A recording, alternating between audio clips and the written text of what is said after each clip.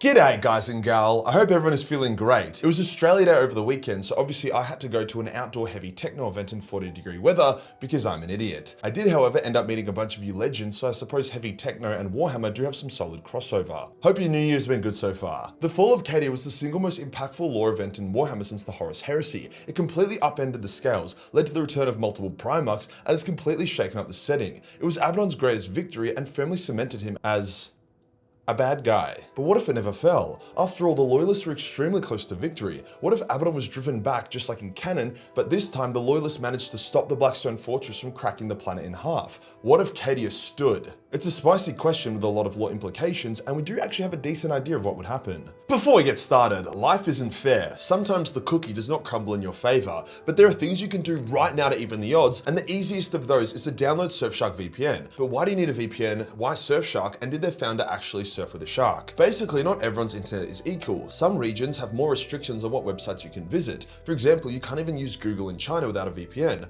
Other regions can access most websites, but have terrible licensing deals, which means we get way crappier streaming services. I say we because it's mostly Australia. Some regions will even price discriminate, showing higher prices depending where you are visiting the website from. A VPN allows you to choose which country's internet you want to access, bypassing all of these issues, and it also masks your IP and identity so you can browse completely safe and avoid any potential issues like identity theft. So now you know why you need a VPN. Why Surfshark? Well, Surfshark makes it incredibly easy. You don't need to feel like you're hacking the Matrix, just one click and bam, you're in. On top of that, Surfshark is incredibly well valued, and if you use my link or code MAJOR, you'll get 4 extra months of Surfshark VPN. And as for their founder, I have no evidence to suggest that he hasn't surfed with sharks. Cheers to Surfshark for sponsoring this video. Today we'll go over what would happen if Cadia never fell. Now let's get into it.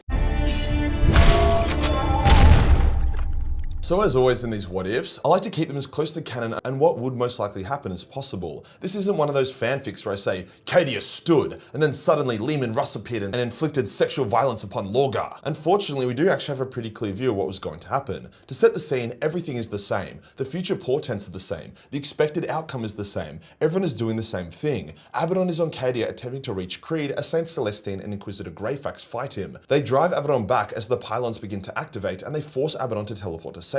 With the pylons activated, the Eye of Terror begins to shrink and demons begin to flicker and weaken. Now at this point in canon, Abaddon throws the Blackstone Fortress at Cadia and we know the rest. However, there were a few things that could have prevented that. For example, the Fortress Child on the Blackstone Fortress. She accepted death and helped guide the fortress into Cadia, but instead if she resisted it, it may have complicated things. Likewise, if the Phalanx was able to get more involved and blast the Blackstone Fortress apart, that may have also stopped it. So let's just say the fortress explodes and doesn't collide with Cadia. Then what happens? Does Guilliman never revive? Well, Cadia wasn't actually doing super well, even before it exploded. Most of the Loyalist space marines on the planet were slain, most of the Cadian strongholds were destroyed, as were all the Sisters of Battle. Now, Abaddon had also lost a shitload of warriors, thousands of Black Legionnaires, most of his mortal contingent, and he lost a few of his top generals, including his Core Knight Demon Prince Juggernaut Urkanthos, as well as his Iron Warrior Siege Master. The Phalanx was also starting to dominate the Void as more Imperial forces would arrive. The lore did specifically state that while the pylons were weakening demons, the Legion of the Damned and Saint Celestine, it didn't have too much effect on Abaddon and his Black Legionnaires due to their belief in Astartes' strength over gifts from Chaos. Abaddon would desperately try to cripple or destroy Cadia, but with his Blackstone Fortress gone, he wouldn't be able to just completely obliterate it. In saying that, by this point the world was also pretty fucked up. A lot of its shielding was down, so as Abaddon began his withdrawal, he would bomb the shit out of Cadia as much as he could.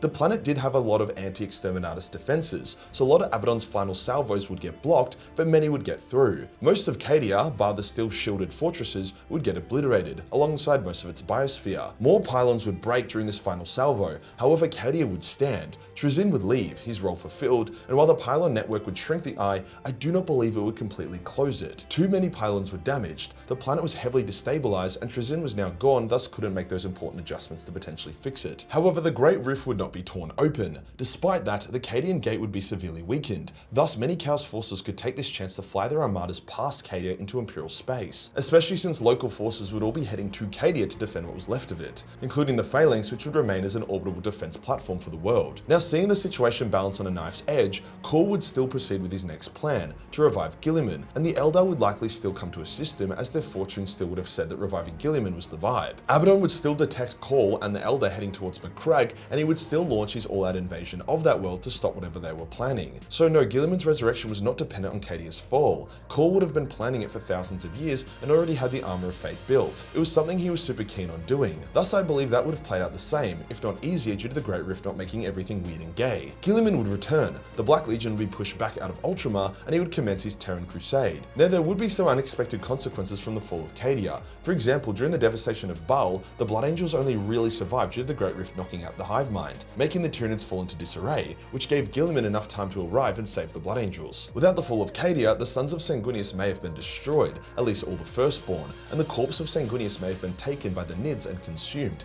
giving them some extremely spicy biomatter and also destroying the soul of the Legion. Now you could also argue without the Great Rift opening, the Astronomicon wouldn't have gone out, so warp travel would be easier, thus Guilliman could have reached Baal regardless in time due to getting to Terra faster and then leaving Terra faster, alongside nearby reinforcements getting to Baal as well, but it also could have spelt doom for the Sons of Sanguinius. Likewise, the Hive Mind would not have created Hive Fleet Kronos and begun targeting Chaos after identifying them as a larger threat. But I'm getting ahead of myself. Guilliman's Terran Crusade, in which he attempted to reach the Throne World from Ultramar, would have looked a bit different. Without the Great Rift making warp travel turbo shit, alongside the Astronomicon not being knocked out, it would have been smoother sailing. On top of the fact that G-Man still would have had the Eldar, Saint Celestine, and all the other benefits he had during the canon Terran Crusade. Now I do actually believe Chaos wouldn't just sit here and take the L. A lot of Chaos thought Cadia would fall. They were confident, with some such as Mortarion actually foreseeing it as a certainty. So getting rug pulled like that would piss them off. Likewise, with the Cadian Gate heavily breached and Cadia weakened, it would be easy for a lot of Chaos forces to slip past and assault deep into Imperial territory. I still believe Magnus and Tzeentchian forces would try to sabotage the Terran Crusade, getting repelled like in canon. Guilliman's arrival on Terra would also be a lot more chill, as Khorne wouldn't be able to dump a huge demonic legion on Terra, thus there would be thousands more living custodians in the setting as well. The Indomitus Crusade may not have happened at the scale it did, or the scale could have actually even been greater. See, Guilliman launched the Crusade as an act of desperation to save the Imperium, and it worked. However, if Cadia held, things wouldn't be as dire, and he may not feel the need to concentrate the Imperium's entire armies and relaunch a mega crusade. However, he also may do it anyway and gather an even bigger fleet to him, as he could call upon more forces from more distant worlds, plus many worlds would send in more forces than in canon, as they wouldn't be under demonic invasion like they were in canon. If G-Man does go down the Mega Indominus Crusade route, the Chaos forces that slip past the Cadian Gate would be smashed and driven back. Guilliman may even be able to push into places such as the Maelstrom and clear them out. Basically, Guilliman was the clutch solution and savior to the Great Rift's opening. Without him, the Imperium would have fallen. However, with Guilliman just returning, he would be able to cook way harder. Now, as I said, Chaos wouldn't just sit there and take it. There would likely be a huge bum rush to attack Cadia again with an even greater force. Perhaps Guilliman would need to rush from Terra to Cadia to try save it. Chaos doesn't like surprises, and Guilliman coming back and Cadia standing would surprise the shit out of them. So I would expect to see Mortarion, Perturabo, Lorgar, Fulgrim, and Angron all attack Cadia with their legions, their gods uniting on this rare occasion to ensure fate was fulfilled as it should have been. In this case, I don't even see how Guilliman could stop this, unless he directed the entire Mega Indomitus Crusade to Cadia, which, oh my lord, that would have been epic. If Cadia was to fall this second time, the Imperium would be much better prepared for it, although it would still suck, and Chaos would be greatly wounded from breaking it, meaning they wouldn't be able to launch an instant mega offensive like they did in canon. The line would still awaken soon after this as well, while the various Xeno races would continue with their own plots, such as the Necrons with the Pariah Nexus, as well as the Fourth Tyrannic War. Other wars just wouldn't happen, such as the Plague Wars, as Mortarion relied on the Great Rift to be able to reach Ultramar. However, the Emperor also wouldn't get the power up and partial awakening that he got during the events of the Psychic Awakening from the Great Rift, so that would be an unexpected negative from it remaining shut. Basically, the galaxy would enter a state of either Imperial dominance, as the forces of Chaos are kept within the eye, as the Second Battle of Cadia is won by the Imperium, or Cadia would eventually fall, with Chaos expending a lot more effort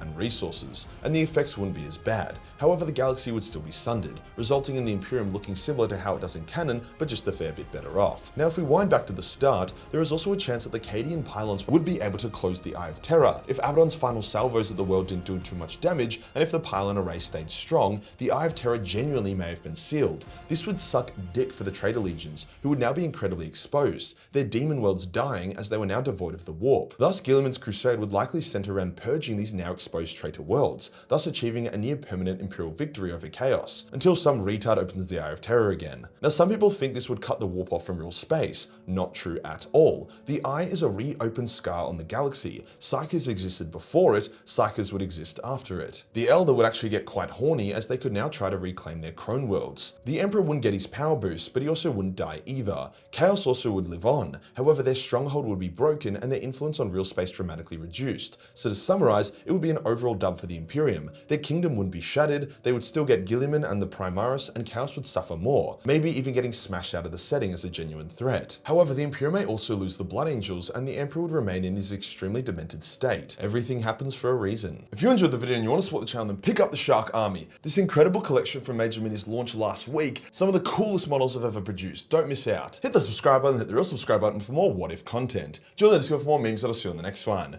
Peace.